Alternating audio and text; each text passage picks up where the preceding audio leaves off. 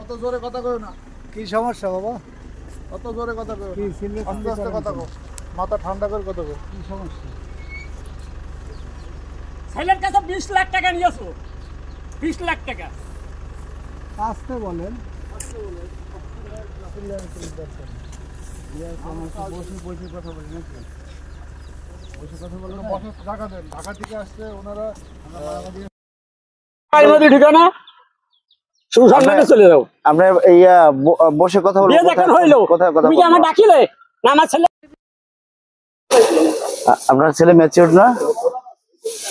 আপনার ছেলে ম্যাচিউরড না? জি।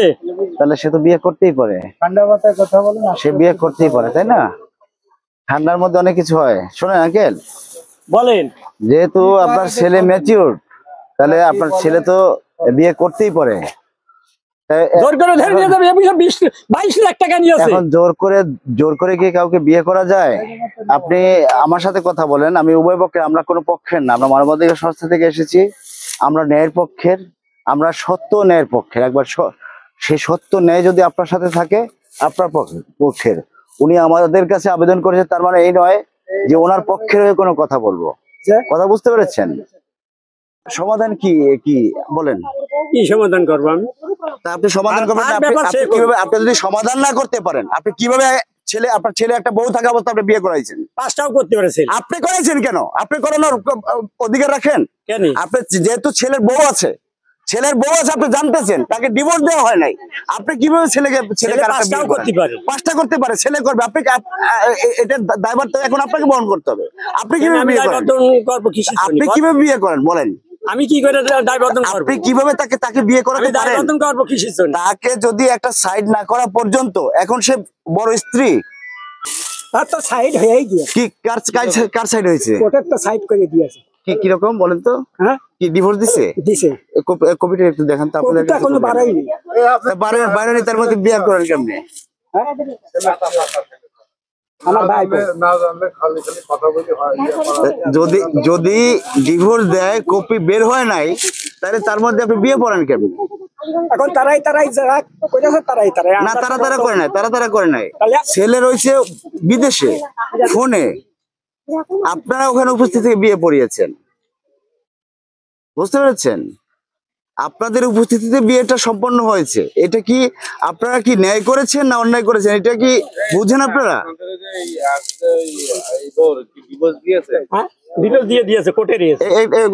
দেখেন, কোর্টে কখনো ডিভোর্স হয় না। কোর্টে কখনো ডিভোর্স হয় না।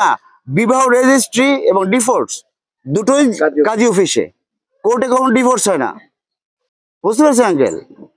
আপনারা ভুলে আছেন। এখানে আইন প্রয়োগকারী প্রশাসনের লোক আছে। আমার কথার ভুল হলে তারা বলবেন।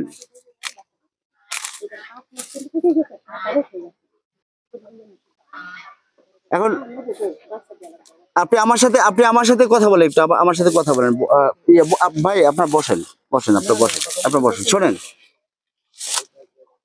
আপনার সে কি শারমিন, সে আপনার ছেলে বউ, এটা কি অস্বীকার করবেন? আমার বাড়িও আসেনি। আমি ওর আপনাদের বাড়িতে ছিল? কবে ছিল? আপনাদের বাড়িতে এসেছিল? আচ্ছা, একটু জানি আসছিল কিনা বুঝলেন? আপনারা একটু কাইন্ডলি বলবেন যে এই শারমিন এনাকে কি চিনেন? হ্যাঁ চিনি। কি হয় এই সম্পর্কে? আমার চাচি হয়।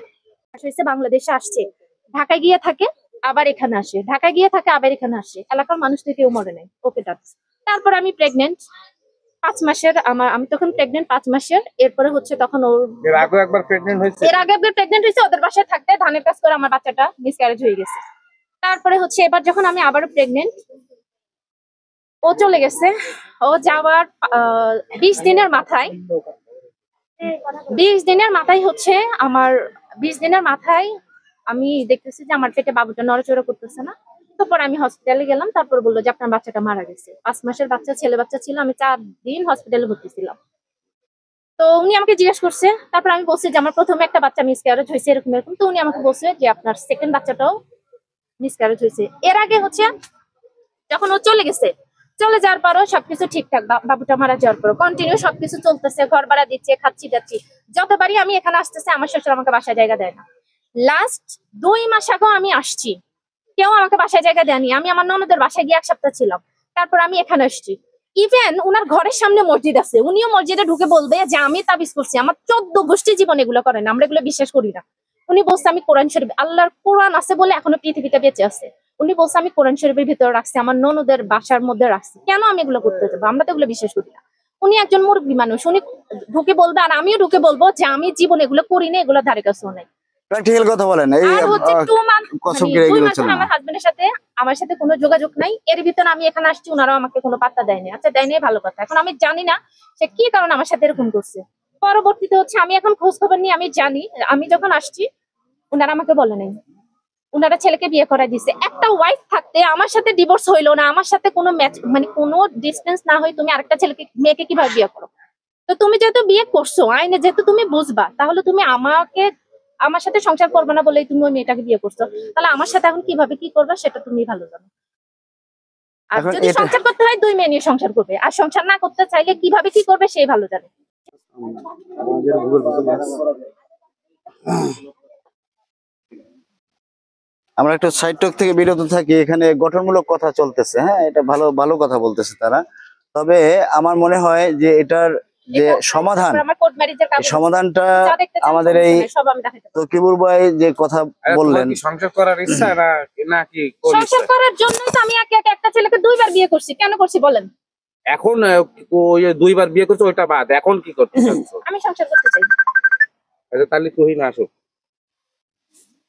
না তুই না আসুক এখন বলতে তুই এভাবে দেখি, না, তোর তাকে হ্যাঁ, তাকে তো ইচ্ছা করলে আমরা বললেই তো আর সে ছুটি পাবে না।